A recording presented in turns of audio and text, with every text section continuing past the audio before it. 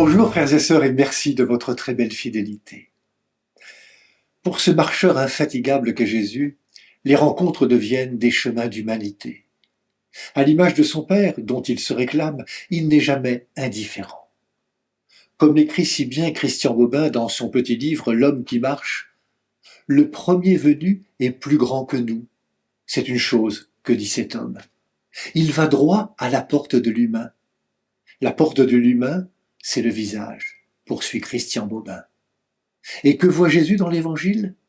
Le visage dévasté d'une veuve qui a perdu son fils unique. Voyant celle-ci, le Seigneur fut saisi de compassion pour elle.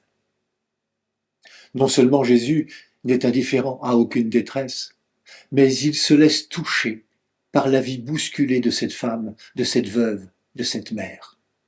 Jésus traverse tout le registre de l'humain. Jésus prend la parole. Ne pleure pas, dit-il à la mère en deuil. Une manière de lui dire ne te laisse pas submerger, ne te laisse pas enfoncer dans la détresse, le néant, le vide. Jésus est là pour ouvrir les cœurs, pour nous mener plus loin que la mort même, nous mener là où lui-même doit aller.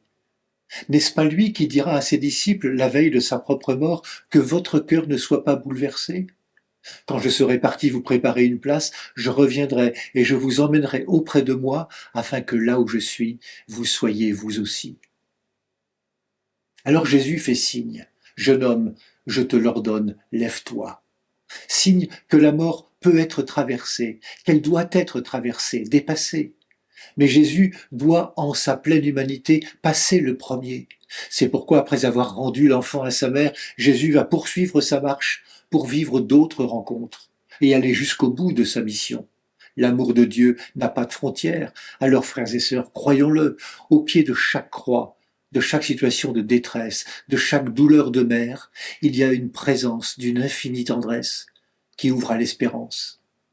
Cette espérance que nous offre le Christ, elle ne déçoit jamais.